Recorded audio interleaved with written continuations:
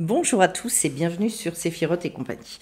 Alors je vous retrouve pour la nouvelle lune donc du 1er décembre qui a lieu en Sagittaire et qui ouvre donc sur le mois de Kislev dans la tradition hébraïque, le calendrier hébraïque, et donc un mois véritablement pour aller rechercher la lumière dans l'obscurité. Voilà, c'est-à-dire c'est pas un mois qui est forcément un mois facile, mais en même temps, c'est un mois où, je dirais, pour nourrir beaucoup son espoir, sa émouna, sa confiance, etc., etc. Alors, petite chose par rapport au Sagittaire, le Sagittaire, c'est vraiment quelqu'un qui veut atteindre sa cible.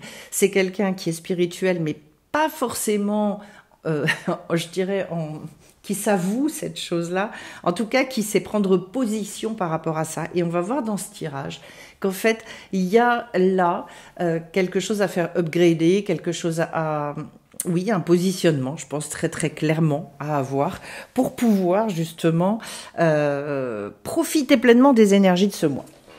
Alors, ensuite, donc, j'ai tiré deux lettres qui sont le Tav et le Resh.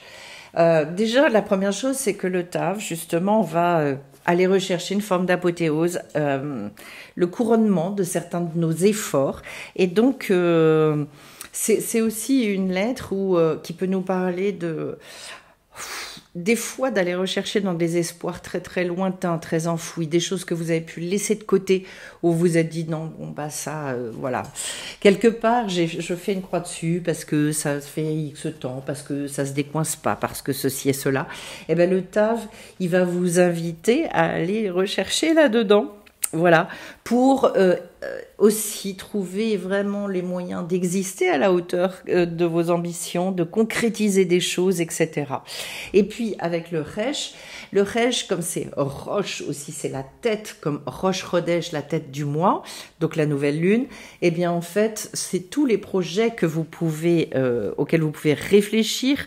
On est dans les commencements, on est sur le fait aussi d'aller rechercher une place de leader avec et de faire entendre sa voix. Voilà, donc on nous donne un petit peu les moyens d'y parvenir en passant par le Tav, où là il faut vraiment apprendre à décrypter les choses, et même dans les lieux les plus obscurs de notre vie. Et là j'en reviens à mon arbre des séphirotes, et je commence au niveau de la couronne du Keter avec le monde inférieur et la volonté.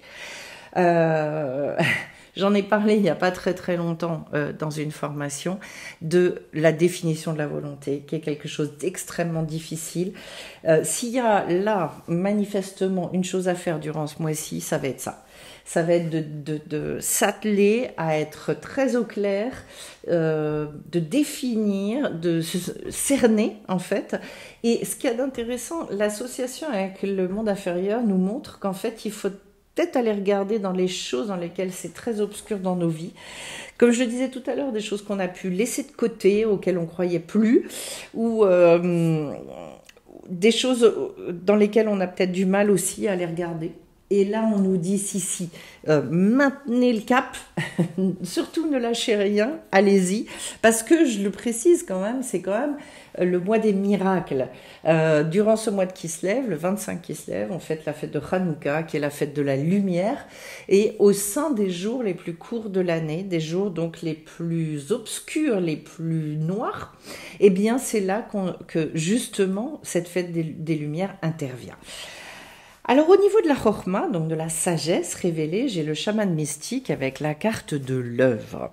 L'œuvre étant le grand œuvre, le Graal de votre vie. Donc, on parle bien justement des poursuites très importantes que l'on a dans les missions que l'on veut accomplir, ce qu'on veut concrétiser dans notre vie. Pas les petites choses du genre la liste de courses, non, quelque chose de beaucoup plus grand et qui nécessite d'ailleurs à l'image du chaman mystique d'être connecté, d'être à l'écoute de nos sens, de notre intuition, d'être très en conscience, je dirais, dans notre quotidien, pour percevoir des choses, aller au-delà du regard convenu et surtout d'être très présent en fait à chaque moment. On se rend compte quand on commence à travailler dans ce sens-là, que, eh bien des fois, on fait les choses, mais en fait, on n'est pas vraiment là, on n'est pas vraiment très présent. Parce que quand on est à l'écoute de tous les messages comme ça, il y a des idées qui germent, il y a des envies aussi, il y a des choses pour nourrir notre volonté, etc. Alors, derrière, au niveau de la Bina, donc, de la manière dont moi je vais organiser ça dans mon intelligence, comment je vais m'approprier tout ça, j'ai la carte du voyant avec la carte de l'amulette. Ça veut dire, encore une fois, avec cette carte du voyant, c'est pas l'intelligence, je dirais, comment l'appeler, basique, cartésienne, notre manière de raisonner sur des choses qui ne nécessitent pas justement toute cette intuition, etc. Non, on a besoin là d'un regard tout à fait particulier sur la vie qui est de l'ordre de la perception. Avec la carte de l'amulette qui nous dit justement de comprendre aussi que c'est nous qui sommes la personne la mieux placée, idéale pour opérer une forme de magie, en tout cas la déclencher, je dirais, dans nos vies. Et donc en fait l'amulette a pour but de préparer au mieux tout le support des actions qu'on va mener. Donc en fait d'être, je dirais, rusé, attentif. Oui, je pense, et c'est un mois où être très très conscient des choses. Ensuite, au niveau du date, j'ai l'aigle et le voyageur. Alors ça m'intéresse beaucoup. D'abord parce que l'aigle, il a, bon, on le sait, une vue extraordinairement perçante, de changer le regard. Pour moi, il y a vraiment besoin durant ce mois de Kislev, puisqu'il faut qu'on regarde au sein de nos obscurités, au sein des choses qui ne sont pas forcément faciles, eh bien, de travailler beaucoup sur ce regard-là et de pas se disperser aussi. Avec la carte du voyageur, on nous demande d'explorer en même temps, d'explorer des nouvelles dimensions, de nouveaux univers. Donc, je dirais peut-être d'ouvrir aussi beaucoup, de s'ouvrir à tous les possibles. Et puis, d'être prêt à aller, de se sentir libre, je dirais. Libre d'aller où on veut, libre d'explorer, de tester les choses et de savoir qu'en fait, on n'est que de passage aussi. Cette carte-là, c'est vraiment notre incarnation, c'est un voyage. Jusqu'où est-ce que je suis capable d'aller ouvrir des portes, d'aller regarder et de me dire, et pourquoi pas ? Et si jamais. Alors au niveau des midotes, j'ai le monde du milieu avec la carte de la naissance. La plus grande bonté qu'on puisse se faire, c'est justement ce renouvellement permanent. Et on est bien là-dedans parce qu'en fait, c'est naître à d'autres choses dans ce monde-ci de manière, comment dire, le monde du milieu, c'est ici-bas. C'est tout ce que vous pouvez mettre en place et qui va vous permettre d'accéder à de nouveaux paradigmes, à de nouvelles réalités dans votre vie. Donc, naître à autre chose. Pour moi, c'est vraiment une découverte. C'est une découverte de soi-même. C'est un mois quand même qui a l'air d'être un mois... je dirais c'est pas lié à l'introspection, c'est lié à l'intelligence de la vie. Comment est-ce que je vais pouvoir saisir finalement toutes les opportunités, être présent quand je vais être avec des gens, pouvoir vraiment discuter, aller au bout des choses. Comment est-ce que je peux vous dire ça ? Ne jamais vous dire en fait que le moment que vous traversez, c'est un moment anodin. Et profitez au maximum de chaque opportunité qui s'ouvre à vous.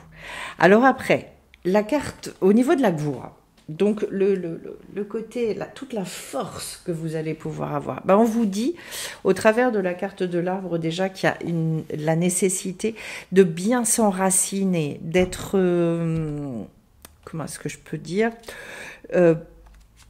il y a la notion de stabilité avec la carte de l'arbre. Comment est-ce que je peux aller me nourrir également, puisqu'en fait, il y a tout ce phénomène des racines. Où sont mes racines, peut-être ? Et de se sentir vraiment en harmonie, en stabilité, de sentir aussi qu'il y a une forme de fluidité à l'intérieur de soi. Et pour ça, éventuellement, d'aller rechercher le conseil. Alors le conseil, soit dans des connexions, de la méditation, de la prière, ce genre de choses, soit se faire aider aussi au travers de lectures, au travers de rencontres, au travers de tout un tas de choses, dans des gens dans lesquels vous avez confiance, mais en tout cas... voilà, savoir que ça doit bouger et en même temps, tout en gardant une stabilité, un axe intérieur. Alors au niveau de Tiferet, qu'est-ce que je vais avoir? La récupération d'âme avec la carte de la montagne. Eh bien, comme si en fait, oui, on devait récupérer des morceaux de soi. Alors, si ce n'est récupérer, il y a des fois tout simplement réparer des morceaux de soi, c'est comme ça qu'on les récupère aussi. Ça veut dire quoi? Ça veut dire qu'il y a tout un tas de choses chez nous qu'on n'a pas encore exploitées, et c'est pour ça qu'on a besoin de se renouveler, pour vraiment au maximum faire sortir nos forces, nos compétences qui sont enfermées. La montagne, c'est tout le symbole du sentier qui va mener justement vers la lumière. Donc on doit gravir. Oui, il y a des difficultés, oui, mais au bout du compte, c'est pour arriver à une forme d'illumination.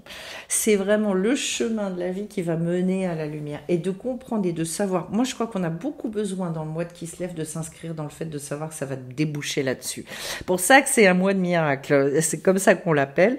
Et donc, en fait, oui, il y a des efforts à fournir pour parvenir au but. Et en même temps, eh bien, le jeu en vaut la chandelle. Voilà. Ce qu'il y a d'extraordinaire dans cette récupération d'âme aussi, c'est de comprendre que plus on avance, il y a des fois on dit, comment est-ce qu'on connaît son identité, comment est-ce qu'on arrive à la définir? Mais je dis, c'est pas quelque chose, un livre qu'on ouvre et paf, on lit, ou c'est pas ça, c'est que c'est au fur et à mesure que ça se construit, parce qu'en fait, au fur et à mesure qu'on arrive à faire tourner la roue et à dépasser certaines difficultés, et bien finalement ce potentiel intérieur, il s'exprime de plus en plus, et qu'à un moment donné on se dit donc je porte ça en moi, et que finalement la définition de l'identité, elle arrive comme ça.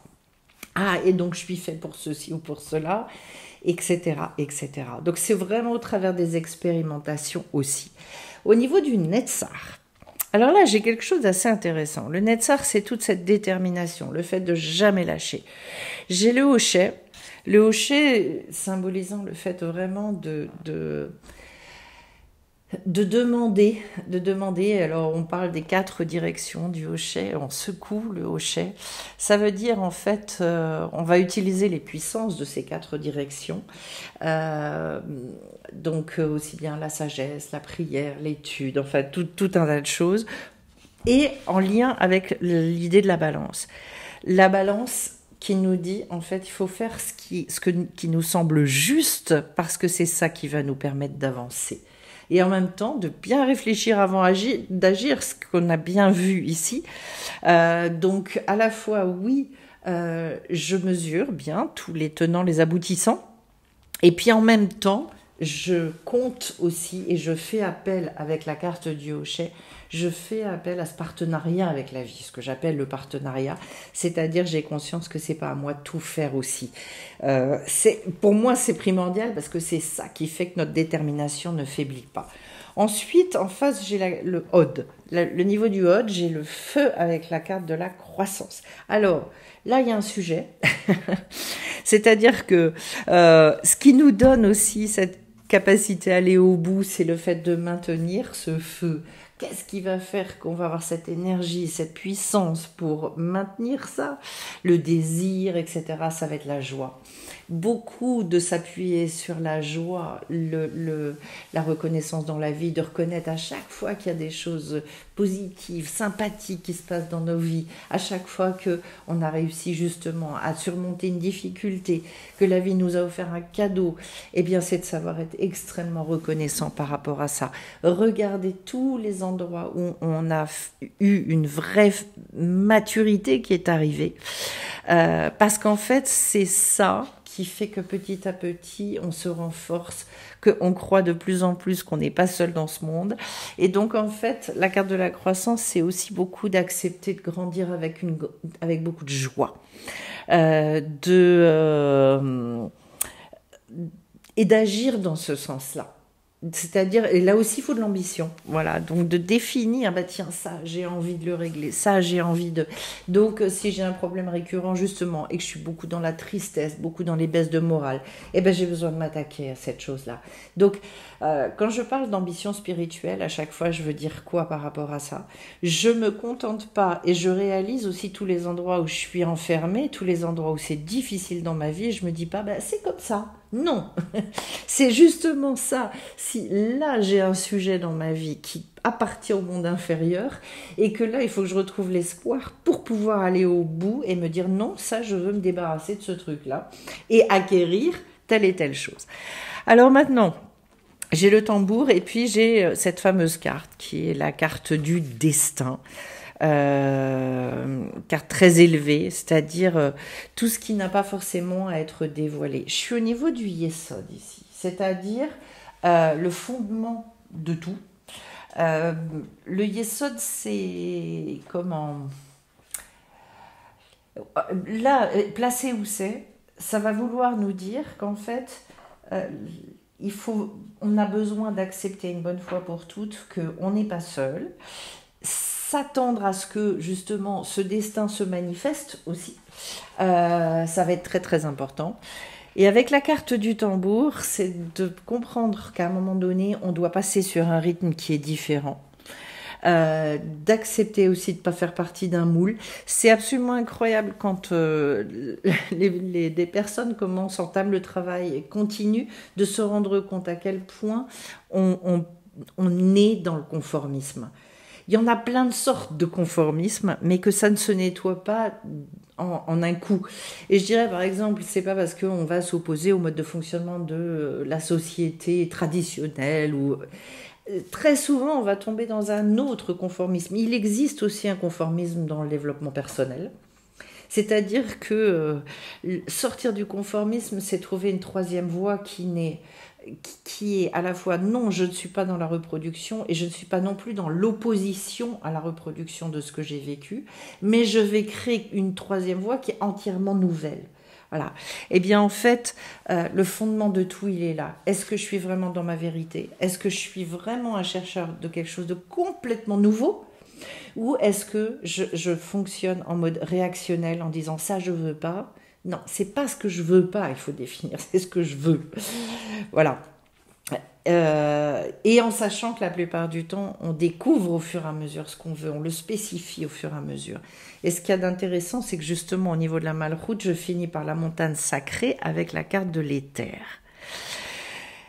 La montagne sacrée, on retrouve, puisqu'on a déjà eu la carte de la montagne tout à l'heure, c'est-à-dire que c'est un mois où il va falloir grimper. Oui, il y a des efforts qui vont être à fournir, mais c'est pour le mieux, c'est vraiment pour atteindre justement ce sommet. Et que la carte de l'éther nous parle de tous les plans intermédiaires, tous les mondes que l'on traverse et toutes les énergies dont on profite. Justement, donc je vous parlais d'être très conscient et de faire attention dans les moments présents, tout ce qu'on traverse pour pouvoir grimper. C'est quoi changer de monde? Changer de monde, c'est à chaque fois que je grimpe au niveau du niveau de conscience, eh bien, je vais passer d'un monde que moi je perçois, on va dire, comme étant B, eh bien, je vais passer à C. Je vais changer de monde, ça veut dire, c'est pas forcément je change de travail ou je change de lieu de vie, etc. Mais en fait, je ne perçois plus du tout les choses de la même manière. Mon monde s'ouvre à une autre vision. On en a parlé avec justement cette carte du voyant. Et donc, en fait, j'arrive aussi à me mettre en lien avec toutes les choses qui m'aident au mieux. Et je prends conscience aussi de tout mon lien avec les mondes invisibles. C'est pas ésotérique, comment vous dire? C'est-à-dire que au fur et à mesure, vous savez, par exemple, vous êtes en face de quelqu'un et vous commencez à réfléchir à quelque chose.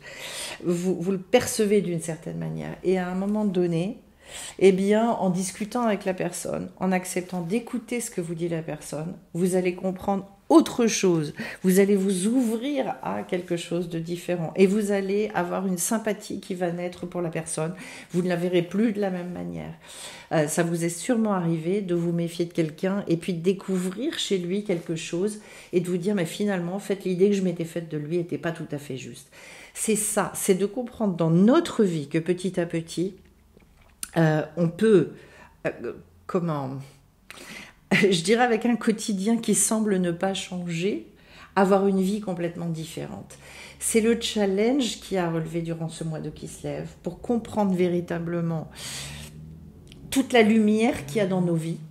Et c'est là d'ailleurs, et c'est par là que nos vies, elles arrivent à changer complètement. C'est-à-dire que dans le concret, va se matérialiser à ce moment-là, vont se matérialiser certaines choses, parce qu'une fois qu'on a réalisé et qu'on s'est réconcilié avec sa vie, c'est là qu'à un moment donné, elle prend des tournants radicalement différents. Ça, c'est hyper intéressant de constater ça.